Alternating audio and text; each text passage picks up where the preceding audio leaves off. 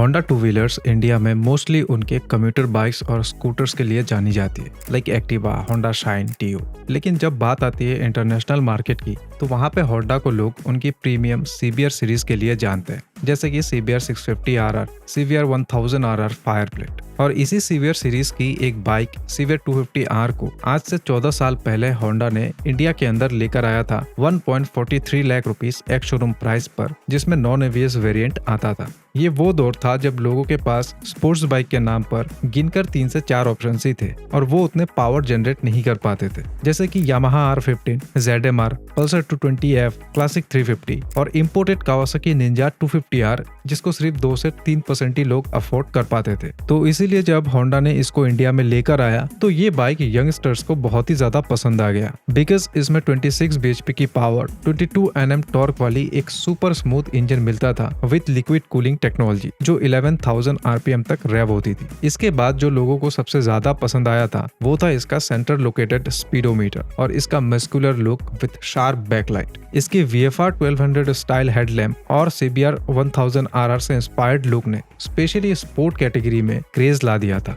CBR 250R की handling और seating posture ऐसा था कि लोग इससे टूरिंग भी कर सकते थे और साथ में रेस ट्रैक पर भी आसानी से चला सकते थे। लेकिन होंडा ने इस इंस्टेंट हिट प्रोडक्ट को हजम नहीं कर पाया और अपनी बेवकूफी के चलते इस बाइक की सेल इतना गिरा दिए कि अंत में इनको ये बाइक डिसकंटिन्यू करना पड़ा इंडिया के अंदर, जो हर राइडर के लिए बहुत शॉकिंग न्यूज था। तो इसीलिए आज के इस वीडियो में हम CBR 250R की इंडिया में कदम रखने से लेकर डिसकंटिन्यू होने के रीजंस को पता करेंगे। तो चलो शुरू करते हैं वीडियो को।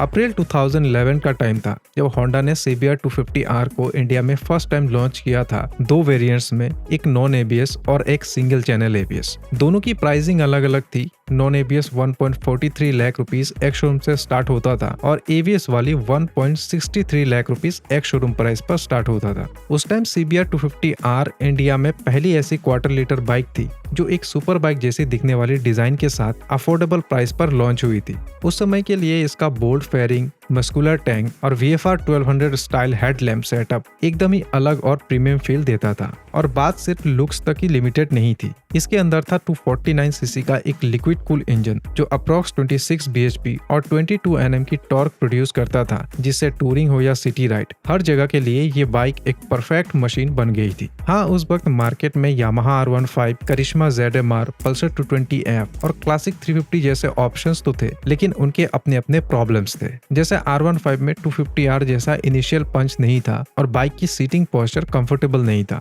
फिर करिश्मा R और ZMR में पावर तो कम था ही, साथ में दोनों बाइक्स लुक्स और फीचर्स के मामले में भी लैग करती थी। ऐसे ही पल्सर 220F नो डाउट अच्छी बाइक थी अपने आप में, बट उसकी रिलायबिलिटी और CBR की रिलायबिलिटी में जमीन आसमान का फर्क था। और जो लास्ट बाइक था क्लासिक 350, वो एक अलग ही सेगमेंट की बाइक थी। हाँ, एक और बाइक था कावासाकी निंजा 250R, बट उसको अफोर्ड करना बहुत कॉस्टली था क्योंकि वो CBU रूट से आया करता था इंडिया में, जिससे प्राइस बहुत ज्यादा बढ़ जाता था।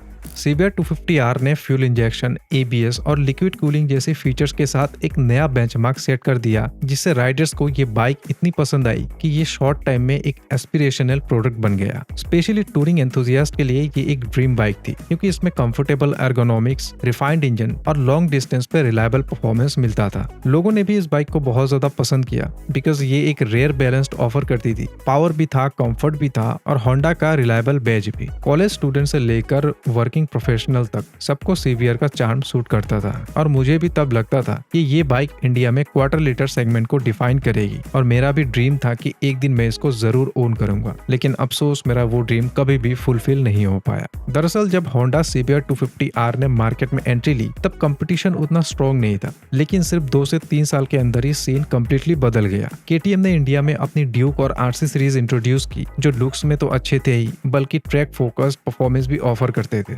KTM ड्यूक 200 और 2014 में आई RC 200 ने यूथ को अट्रैक्ट करना स्टार्ट कर दिया। इसके इनिशियल पिकअप, शार्प हैंडलिंग और मॉडर्न फीचर्स ने CBR को ओल्ड स्कूल बना दिया था। अब जब KTM आ गया तो बजाज भी खामोश थोड़ी बैठता। बजाज ने भी NS 200 को लॉन्च कर दिया 95,000 रुपीस की एक शोरूम प्राइस पर, जिसका लुक्स बहुत ज्यादा अमेजिंग था उस टाइम। इवन आज भी उसका लुक्स नो डाउट बहुत ज्यादा अच्छा है और उसके अंदर KTM ड्यूक 200 वाली ही इंजन मिलता था, जिससे CBR 250R को खरीदने वाले इनके तरफ भागने लगे। सीबीआर के लिए सबसे बड़ी प्रॉब्लम थी कि होंडा ने इस बाइक को अपडेट नहीं किया। सेम डिजाइन, सेम फीचर्स और वही पुरानी स्टाइलिंग एक पॉइंट के बाद आउटडेटेड लगने लगी। फिर इसी बीच 2015 में बजाज ने लॉन्च किया RS 200 को, जिसने लिटरली तबाही मचा दी थी। इसकी BS3 इंजन इतना खुलकर रैप करता था कि लोग अब CBR 250R की इनिशियल पंच को एकदम से भूलने लगे, जिससे धीरे धीरे कस्टमर्स ने CBR 250R को इग्नोर करना स्टार्ट कर दिया। होंडा का जो USP पहले टूरिंग और रिफाइनमेंट का था, वो भी अब मार्केट में बाकी ऑप्शंस के साथ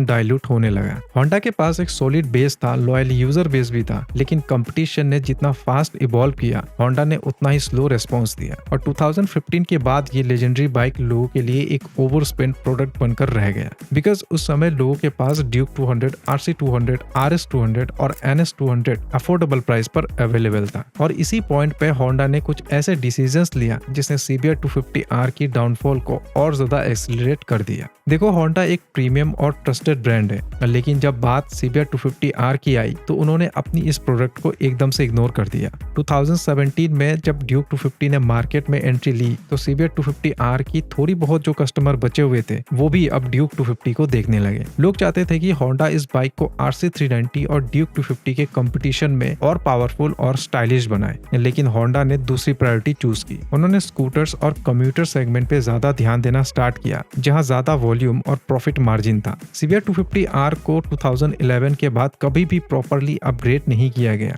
ना इंजन में कोई मेजर अपडेट, ना फीचर ऐड हुए, ना डिजाइन रिफ्रेश मिला। बस एक बार 2018 में इसको LED हेडलाइट्स के साथ डुअल चैनल ABS में लॉन्च किया था, जबकि ग्लोबल मार्केट में 2017 में ही CBR 250RR लॉन्च हो चुकी थी, जिसमें एक ट्विन सिलेंडर इंजन मिलता था विद प्रीमियम फीचर्स। CBR के जितने भी फैंस थे, सभी ने बार बार डिमांड की। ऑनलाइन पिटीशंस भी सर्कुलेट हुए, पर होंडा ने कोई जवाब नहीं दिया। इससे भी बड़ी गलती थी होंडा की मार्केटिंग का टोटल फेलियर। जब KTM और बजाज अपने बाइक्स को बोल्ड और एग्रेसिव कैंपेन्स के थ्रू प्रमोट कर रहे थे, तब होंडा CBR के लिए कोई प्रॉपर प्रमोशन ही नहीं करता था। कॉलेज गोइंग यूथ जिसके लिए ये बाइक बनी थी, उन तक होंडा ने मैसेज पहुंचा ही नहीं पाया। CBR सिर्फ एक फॉर्मेलिटी बनकर रह गई, जो लाइनअप में तो है बस डिस्प्ले के लिए। और जब एक ब्रांड अपनी ही प्रोडक्ट को सीरियसली नहीं लेता है, तो मार्केट भी उसको इग्नोर करना स्टार्ट कर देता है। और आखिर में जब BS6 नॉर्म्स आई 2020 में, तो होंडा ने क्वाइटली CBR 250R को इंडिया से हटा दिया, बिना कोई फेयरवेल, बिना कोई रिप्लेसमेंट के।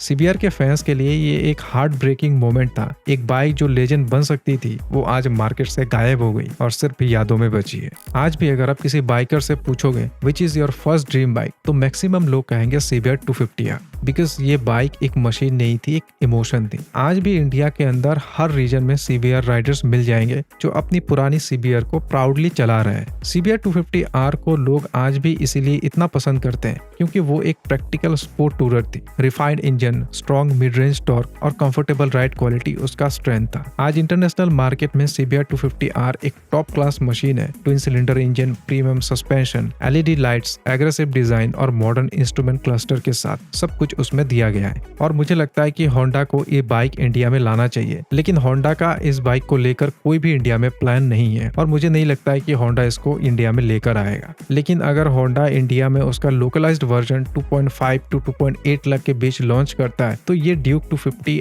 R15 V4M, अपाची RR 310 जैसे बाइक्स को सीधा टक्कर दे सकती है। आज के यूथ परफॉर्मेंस और रिलायबिलिटी दोनों चाहते हैं। अब जब इंडिया में बाइकिंग कम्युनिटी और टूरिंग कल्चर दोनों मैच्योर हो चुकी है, तो होंडा के लिए एक परफेक्ट टाइम है कमबैक करने का। मार्केट में नॉस्टैल्जिया भी काम करेगा और परफॉर्मेंस भी। CBR नाम आज भी बिकता है, बस होंडा को भरोसा रखना होगा अपनी लीगेसी पे। अगर होंडा ने इस बार स्ट्रेंथ ठीक रखी और अपनी लॉयल फैन बेस को सीरियसली लिया, तो CBR 250RR इंडिया में एक नई कहानी लिख सकती है। बिकॉज याद रखना, legends never die, they just wait for a comeback. तो बस आज के लिए इतना ही, मिलते हैं अगली वीडियो में।